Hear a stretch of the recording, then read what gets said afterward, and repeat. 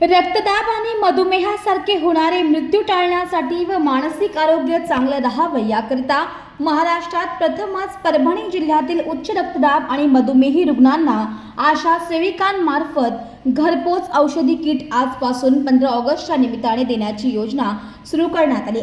तसेच परभणी जिल्ह्याला पुढील 50 वर्ष विजेची कमतरता भासणार नाही याचे नियोजन देखील केले असल्याचे ऊर्जा आणि आरोग्य राज्यमंत्री तथा जिल्ह्याच्या पालकमंत्री मेघना साकोरे बोर्डीकर यांच्या संकल्पनेतून हा उपक्रम राबवण्यात येणार आहे।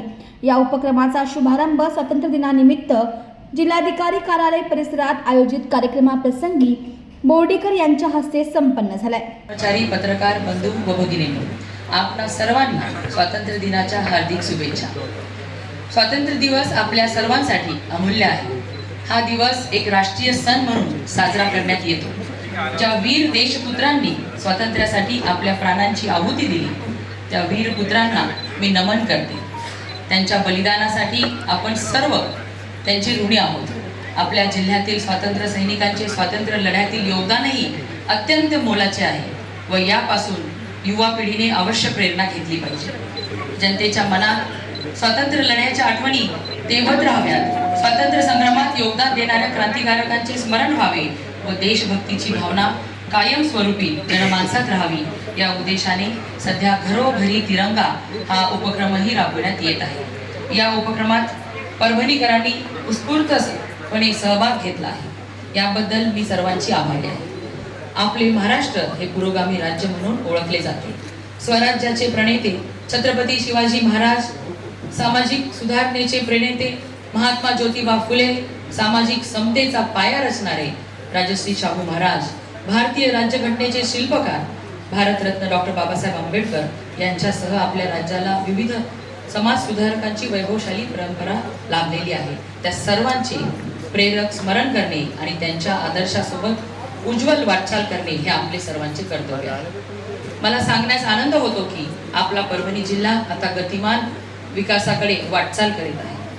शेती, शिक्षण, उद्योग, ऊर्जा, आरोग्य आदींसह विविध क्षेत्रात जिल्ह्याची प्रगती होत आहे।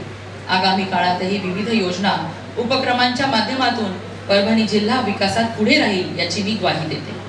जिल्ह्यात यंदा पावसाची स्थिती समाधानकारक असून जलसाठ्यात लक्षणीय वाढ झाली आहे। पीक परिस्थिती ही चांगली आहे। शेतकऱ्यांना कुठल्याही प्रकारे अडचण भासणार नाही याची दक्षता घेतली जाईल। शेतकऱ्यांना माझी विनंती आहे की त्यांनी शासनाच्या विविध योजनांचा लाभ घेऊन शेती समृद्ध करावी। शेतकऱ्यांची अनेक वर्षाची मागणी होती की दिवसा वीज मिळाली पाहिजे। ही मागणी लक्षात घेऊन मुख्यमंत्री सौर कृषी वाहिनी योजना सुरू करण्यात आली आहे। या योजनेअंतर्गत सबस्टेशन सोलारवर आणण्यात आले आहेत, त्यामुळे शेतकऱ्यांना दिवसा वीज मिळू लागली आहे। याशिवाय शेतकऱ्यांसाठी असणारी मागेल त्याला सौर कृषी पंप योजनेसाठी 90% सबसिडी तर अनुसूचित जाती जमातींसाठी 95% सबसिडी दिली जात आहे। त्यामुळे शेतकऱ्यांनी या योजनेचा अवश्य लाभ घ्यावा। तसेच हरित ऊर्जेसाठी प्रधानमंत्री सूर्यघर मोफत वीज योजना ही सर्वांसाठीच राबवली जात आहे। यासाठी देखील सबसिडी दिली जात आहे। या योजनेच्या माध्यमातून नागरिकांनी आपल्या घराच्या छतावर सोलार पॅनल बसवून सौर ऊर्जेचा वापर करावा। जिल्ह्यात RDSS योजनेतून टाकळी, पिंपरी, पिंगळी, त्रिधारा येथे अतिरिक्त पॉवर ट्रान्सफॉर्मर बसवले आहेत। एशियन डेव्हलपमेंट बँकच्या माध्यमातून मुख्यमंत्री श्री देवेंद्र फडणवीस साहेब हे एक विशेष निधी उपलब्ध करून देणार आहेत। त्यातून मंजूर करण्यात आलेले परभणी तालुक्यातील नवीन 33 kV उपकेंद्र, जाम आणि सिंगणापूर येथील अतिरिक्त ट्रान्सफॉर्मर ही सर्व कामे लवकरच पूर्ण होणार आहेत। या व्यतिरिक्त जिल्हाभरात नवीन उपकेंद्रे स्थापित करणे, वाहिनी विलगीकरण करणे, गावागावांमध्ये AB केबल टाकणे आदी कामे प्रगतीपथावर आहेत। मला सांगण्यास आनंद वाटतो की आगामी 50 वर्षात जिल्ह्याला विजेची कुठलीच समस्या भासणार नाही या पद्धतीने विकास आराखडा तयार करण्यात आला आहे। ग्रामीण भागात स्थानिक स्वराज्य संस्था म्हणून काम करणाऱ्या ग्रामपंचायत, पंचायत समिती व जिल्हा परिषद यांच्या स्तरावर केंद्र व राज्य शासनाच्या सर्व योजना अधिक गतिमान रित्या राबविण्यासाठी स्पर्धा व्हावी यासाठी राज्य महसूल विभाग, जिल्हा व तालुका अशा स्तरांवर लोकांना स्वयंस्फूर्तीने सहभाग घेण्याकरिता राज्यात चालू वर्षात प्रथमतः मुख्यमंत्री समृद्ध पंचायत अभियान राबविण्याचा निर्णय शासनाने घेतला आहे। या अभियानाचा मुख्य उद्देश केवळ गावांना पुरस्कार देणे नसून गावागावांमध्ये विकासाची एक निकोप स्पर्धा निर्माण करणे आहे. सुशासन प्रस्थापित करणे आणि गावाला आत्मनिर्भर करणे हा आहे ग्रामीण भागातील लोकांच्या दृष्टीने अत्यंत महत्त्वपूर्ण असलेल्या या अभियानात जनतेने अवश्य सहभागी व्हावे असे मी आवाहन करते. महसूल विभाग हा प्रशासनाचा कणा मानला जातो. नुकत्याच पार पडलेल्या महसूल सप्ताहात प्रशासनाने विविध लोक उपयोगी उपक्रम यशस्वीपणे राबवून सर्वसामान्यांना विविध योजनांचा लाभ मिळवून दिला आहे. जिल्ह्याने लक्षणीय कामगिरी केली आहे. अनेक कार्यालयांना पुरस्कारही मिळाले आहे. आता 150 दिवसांचा उपक्रमही यशस्वी करून जिल्ह्याचे नाव उंचवावे.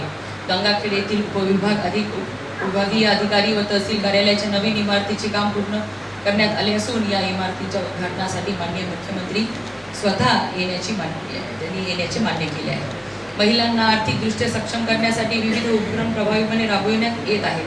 मुख्यमंत्री माझी बहीण लाडकी बहीण योजनेमुळे सर्वसामान्य महिलांना फार मोठा आर्थिक आधार मिळाला आहे.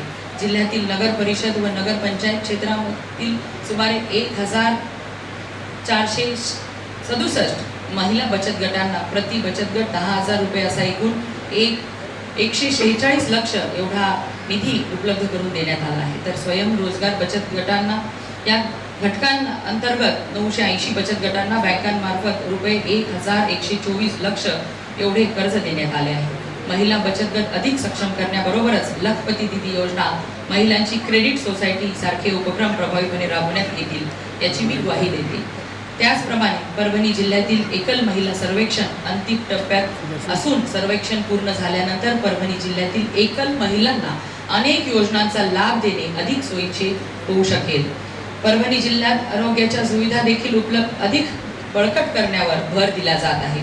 नुकतेच माननीय मुख्यमंत्री देवेंद्र फडणवीस साहेब यांच्या हस्ते परभणी येथील शासकीय वैद्यकीय महाविद्यालयाच्या नवीन इमारतीचे भूमिपूजन करण्यात आले आहे. लवकरच या इमारतीचे कामही पूर्ण होईल.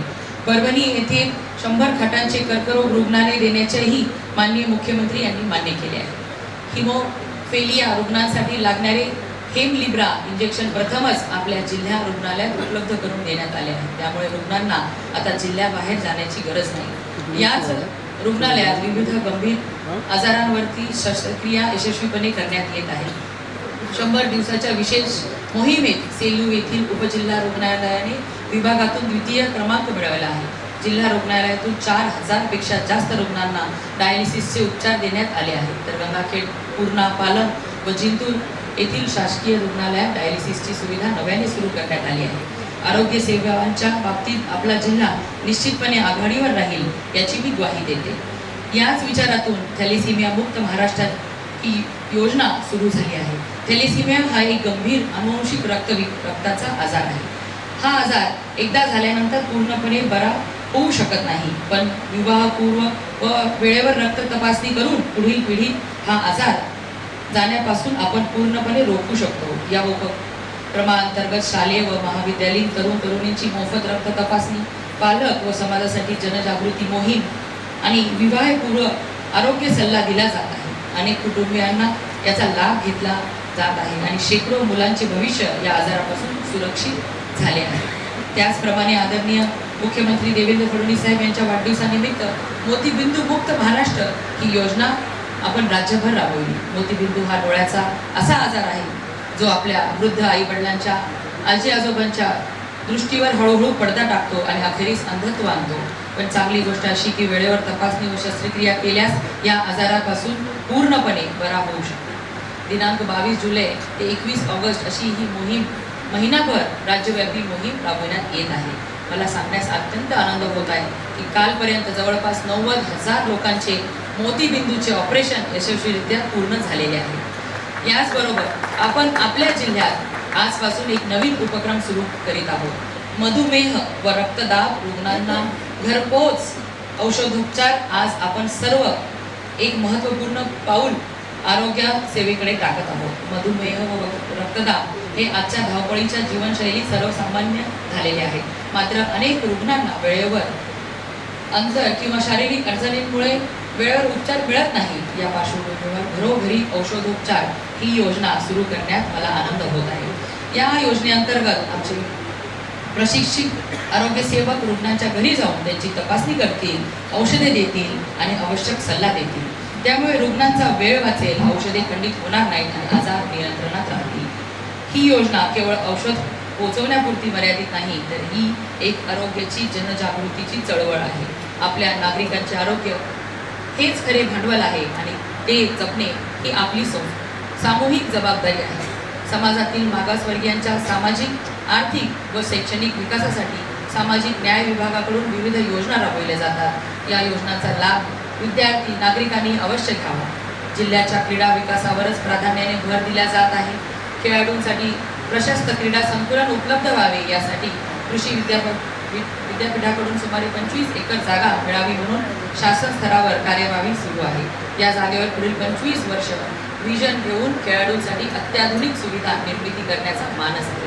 गाव तिथे क्रीडांगण व व्यायामशाळा उभारण्याचे नियोजन जिल्हा नियोजन समितीमार्फत करण्यात आले आहे. त्यासाठी 280 लक्ष रुपये निधी राखीव ठेवण्यात आला आहे. स्वतःच्या घरकुलाचे स्वप्न पूर्ण होण्यासाठी शासनाच्या अनेक योजना आहेत. रमाई आवास योजना, शबरी आवास योजना, यशवंतराव चव्हाण मुक्त वसाहत योजना, प्रधानमंत्री आवास योजना, पुण्यश्लोक अहिल्यादेवी होळकर योजना, मोदी आवास योजना आदी योजनांचा पात्र लाभार्थ्यांनी लाभ घ्यावा. कामगारांच्या कल्याणासाठी शासन अनेक योजना राबवित आहे, त्याचा लाभ कामगारांनी घ्यावा. जिल्ह्यात गुंतवणूक व निर्यात वाढीकरिता प्रयत्न केले जात आहेत. या माध्यमातून रोजगाराच्या नवीन संधी उपलब्ध होतील. जल जीवन मिशन कार्यक्रमाअंतर्गत ग्रामीण भागातील सर्व घरांना पाणी पुरवठा करण्याचे उद्दिष्ट आहे. जिल्ह्यात 31 जुलैपर्यंत 2,59,000 घरांना नळ जोडणी देण्यात आली आहे. लवकरच उर्वरित नळ जोडणी पूर्ण करण्यात येईल. कायदा व सुव्यवस्था अबाधित ठेवण्यासाठी पोलीस यंत्रणा सदैव सक्रिय असते. आपल्या जिल्ह्यातील शांतता व सुव्यवस्था अबाधित ठेवण्याकरिता जनतेनेही पोलिसांना सहकार्य करावे असे मी आवाहन करते. आपले महाराष्ट्र राज्य व परभणी जिल्ह्याच्या सर्वांगीण विकासासाठी आपण सर्वांनी एकजूटपणे प्रयत्न करणे आवश्यक आहे आणि आपण ते सर्वजण करूया. पुन्हा एकदा आपण आपल्या सर्वांना स्वातंत्र्य दिनाच्या हार्दिक शुभेच्छा देते. धन्यवाद. जय हिंद, जय महाराष्ट्र.